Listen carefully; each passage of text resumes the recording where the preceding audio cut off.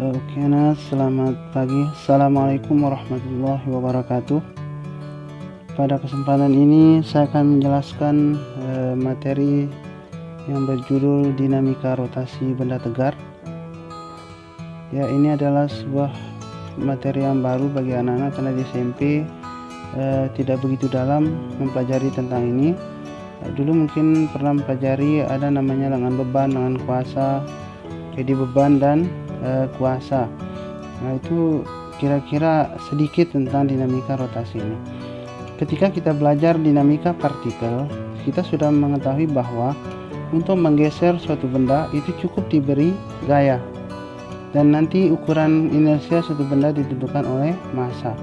Nah, untuk memutar suatu benda itu tidak cukup hanya diberi gaya, tapi nanti ada cara-caranya.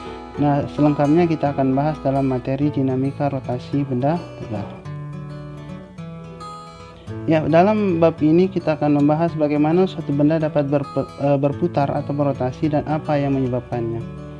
Nah, KD-nya adalah menerapkan konsep torsi, momen inersia, titik berat dan momentum sudut pada benda tegar, statis dan dinamis dalam kehidupan sehari-hari.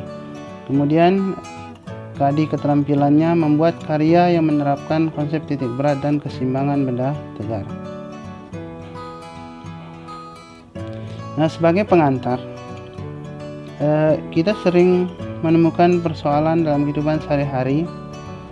Ya, mungkin kalau buruh di pasar ketika ada bawaan dengan menggunakan pikulan, mereka tidak akan mengukur di mana bahunya akan diletakkan. Yang mereka tahu supaya seimbang itu bahunya harus diletakkan dekat dengan yang berat atau ringan. Maka jawabannya adalah pasti harus dekat dengan yang berat. Jadi itulah buruh di pasar, mereka sudah tahu bahwa supaya seimbang bahunya harus dekat dengan yang berat. Tapi ketika ditanya secara teori fisikanya mereka tidak bisa jawab. Kemudian ketika kita bermain jungkat-jungkit, ya biasanya supaya seimbang, orang yang masanya lebih besar atau lebih berat itu otomatis akan mengatur dirinya lebih dekat ke titik tumpunya, dan yang lebih ringan pasti harus berada pada titik yang lebih jauh dari titik tumpunya. Nah, ternyata itu secara alamiah mereka tahu bahwa harus seperti itu, tapi ketika ditanya kenapa begitu, mereka tidak bisa menjawabnya dengan baik. Nah, oleh karena itu pada kesempatan ini kita akan membahas tentang ini, apa yang membuat benda berputar dan bagaimana hukum-hukum fisika lainnya yang terkait dengan itu. Ya, untuk menjelaskan itu saya berikan ilustrasi seperti ini. Ini ada beban 100 Newton diletakkan pada jarak 2 meter dari titik tumpu, dan yang 200 Newtonnya diletakkan pada jarak 1 meter dari titik tumpu. Kira-kira ini tongkat yang berwarna hijau akan berputar ke kanan, ke kiri, atau dalam keadaan diam? Ya, ini kan yang berat lebih dekat gitu ya. Nah, kalau kita lihat, jadi 100 dikali ini 100 ya 100 dikali 2 ini itu ternyata sama dengan 200 kali 1. Ya, 100 kali 2 sama dengan 200 kali 1. Maka kalau kita melihat komposisi angka-angkanya, tongkat ini tidak akan berputar ke kiri ataupun ke kanan. Ya, kita coba lihat kasus yang lainnya. Ya, yang ini 200 kali 2, ini 200 dikali 2, ya, ini 400 Newton meter ya. Nah, yang kirinya 100 dikali 2, hanya 200. Berarti yang ini kita dapat menyimpulkan pasti nanti tongkatnya berputar ke kanan. Nah, yang jadi persoalan, apa itu 100 kali 2 dan 200 kali 1? Nah, kita akan jelaskan di dalam bagian selanjutnya. Oke, mari kita lihat. Ya, jadi ketika kita ingin menggeser suatu benda, kita cukup dengan memberi gaya, didorong atau ditarik. Tetapi untuk memutar suatu benda, tidak cukup hanya dengan diberi gaya. Ya, misalkan ketika kita ingin ya seperti ini misalkan. Ya, ini pintu, ini engsel gitu ya, engsel yang bulat ini. Nah, ketika gayanya kita berikan dalam arah, ya, kita misalkan ingin memutar pintu tetapi arah gayanya menuju ke engselnya, maka pintunya tidak akan berputar. Maka caranya adalah nanti arah gayanya nggak boleh bekerja searah sumbu rotasinya. Nah, untuk menggeser suatu benda diperlukan gaya. Nah, untuk memutarnya diperlukan suatu besaran, dalam fisika disebut dengan momen gaya. Apa itu momen gaya? Momen gaya adalah hasil kali antara gaya dengan lengan momennya. Apa itu lengan momen? Yaitu jarak antara garis kerja gaya dengan sumbu rotasinya.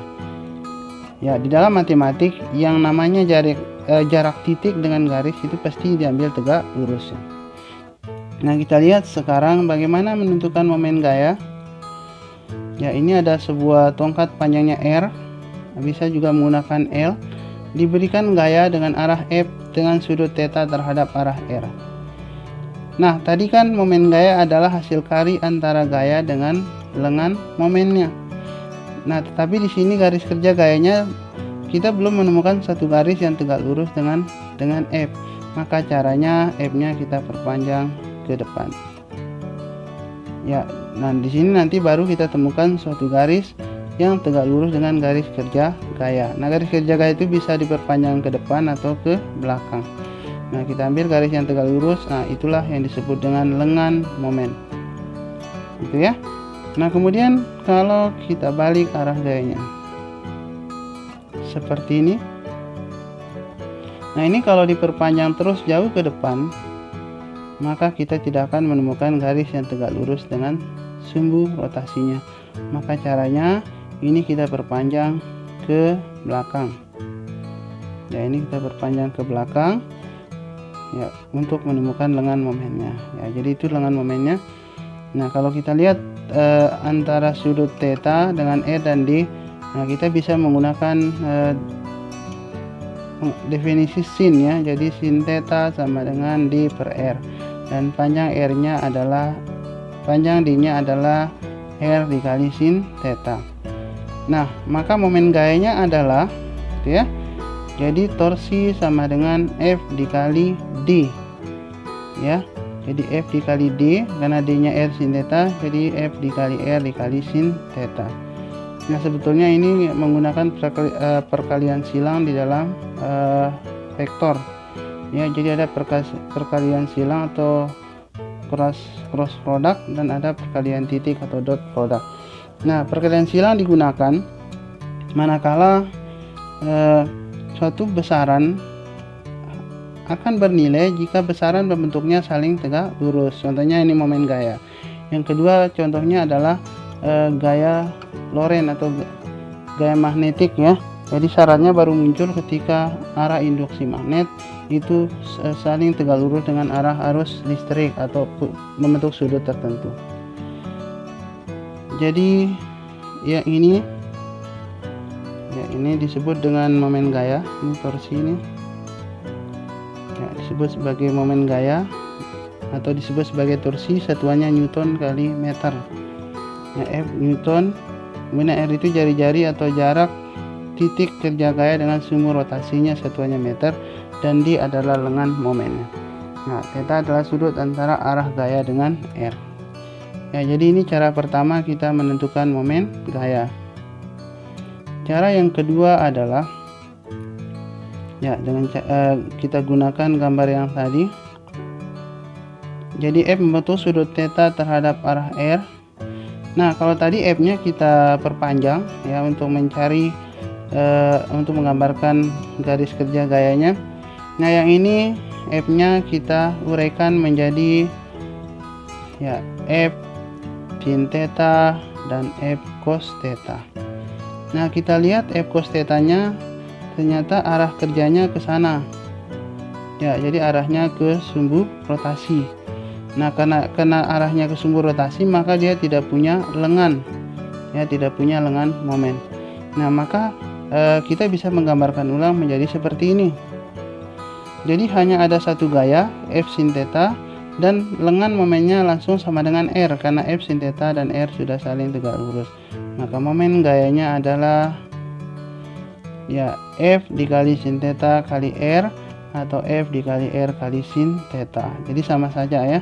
Kalau tadi cara pertama yang kita uraikan adalah lengannya ya, sehingga menjadi R kali sin theta. Nah, yang ini gayanya yang kita uraikan ya, sehingga R ini tetap menjadi lengan momennya. Jadi kita cari komponen gaya yang tegak lurus dengan R.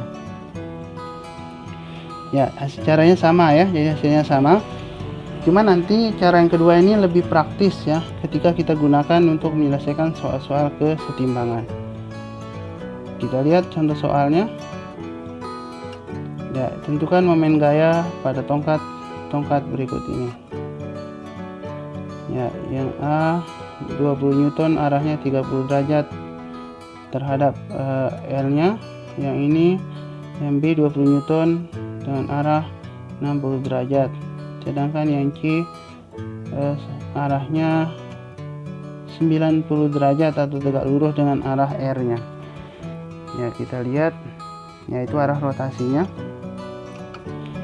Ya, kita jawab yang paling atas yang ini. Oke, kita lihat jawabannya. Jadi torsi sama dengan ya, jadi tadi itu F torsi sama dengan F dikali R. F nya 20 Newton, ini R nya 0,4 cm, ini 0,4 ya, dikali sin 30 derajat. Jadi 20 dikali 0,4 kali setengah, hasilnya 4 Newton meter. Nah, kemudian yang ke kanan itu F dikali R dikali sin 60 derajat. Dimasukkan nilainya 20 kali 0,2 kali setengah akar 3, jadi 2 akar 3 Newton meter. Nah, kemudian untuk yang paling bawah, karena sudah tegak lurus ya, kita sebetulnya bisa langsung 100 dikali 0,5. Ya, jadi kalau nanti ada gaya dan lengannya sudah saling tegak lurus, tidak perlu lagi masukkan sin theta-nya karena nilainya sama dengan 1. Ya, ini menghitung momen gaya tunggal ya, karena cuma ada satu gaya. Nah, sekarang bagaimana kalau momen gayanya lebih dari satu? Ya, tadi pada kasus orang main jungkat-jungkit, pada orang yang membawa beban dan menggunakan tongkat, itu kan dalam keadaan setimbang. Ya kan? Berarti sebetulnya ada yang membuat tongkatnya berputar ke kanan, ada yang berputar ke kiri. Nah, ketika tidak berputar, berarti yang ke kiri yang membuat berputar ke kanan dan yang membuat berputar ke kiri itu sama besarnya. Nah, kalau di dinamika partikel, jadi caranya adalah gayanya dijumlahkan. Jadi kalau searah ditambah, berlawanan dikurangi. Nah, demikian juga pada momen gaya.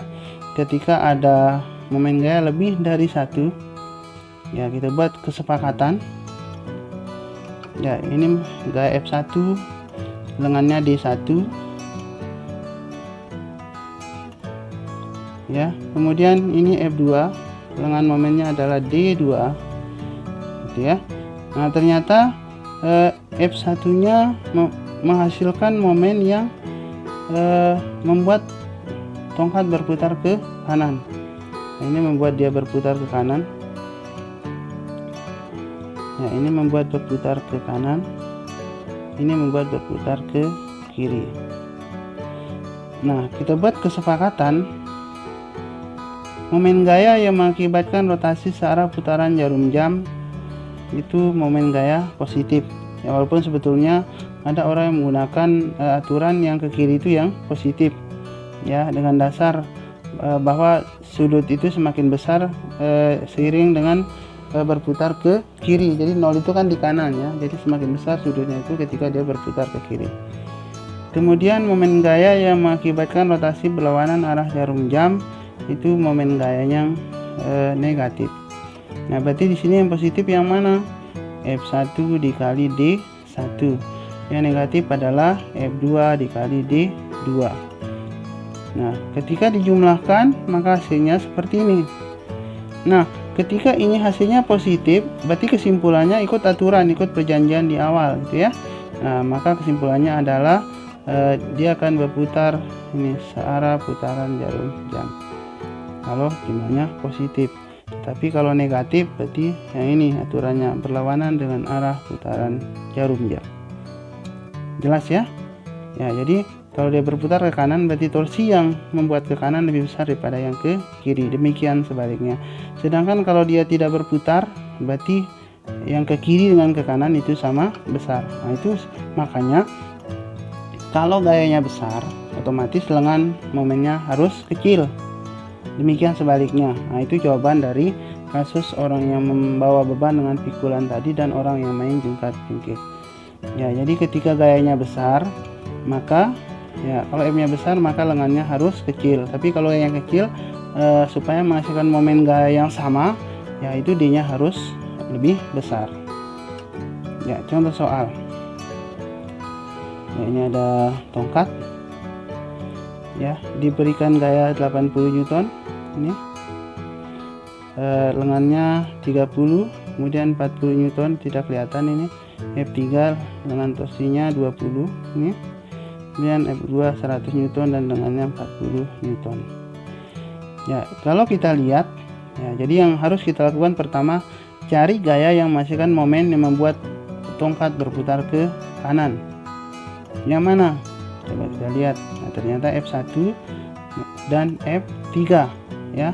Jadi F1 dan F3 itu menghasilkan torsi yang membuat berputar ke kanan, sedangkan F2 menghasilkan torsi yang membuat berputar ke kiri. Nah, maka jumlah torsinya adalah itu dia F1 kali D1 ditambah F3 kali D3 dikurang F2 dikali D2. Jadi 80 kali 0,3 ditambah 40 dikali 0,2 ditambah dikurang 100 dikali 0,4. Hasilnya ternyata min 8 Nm. Nah, tadi perjanjiannya karena yang negatif itu adalah torsi yang mengakibatkan tongkat berputar ke kiri, maka kesimpulannya ini tongkatnya berputar ke kiri. Oke, saya berikan contoh lain di mana arah F tidak selalu tegak lurus dengan R-nya. Bedanya dengan yang tadi adalah tadi kan faktor sin tetanya itu semua sama dengan 1 karena sudah saling tegak lurus. Nah, yang ini tinggal ditambah saja sin 37 dan sin 30 pada torsi oleh F1 dan F2. Kita cek jawabannya. Ya, jadi tadi sama ya. Jadi yang ini F1 membuat tongkat berputar ke kanan. F3 juga membuat tongkat ke kanan juga. Sedangkan F2 ini membuat tongkat berputar ke kiri. Kita lihat jawabannya seperti ini ya. F1 D1 sin 37 tambah F3 D3 karena tadi membuat tongkat ke kanan dikurang F2 D2 sin 30 derajat. Dimasukkan angkanya itu menghasilkan angka 80 Newton meter. Nah, karena positif maka kesimpulannya tongkatnya berputar ke kanan. Oke, anak-anak jelas ya. Nah, ini ada satu soal nanti bisa dicoba ya, bisa dicoba dikerjakan. Mungkin untuk sementara demikian dulu, nanti akan kita lanjutkan di video berikutnya. Silahkan dipelajari, kalau kurang jelas bisa lewat WA, nanti bisa lewat Zoom meeting ya, kita buat perjanjian, nanti bisa saya jelaskan ulang. Oke, terima kasih. Selamat pagi. Assalamualaikum warahmatullahi wabarakatuh.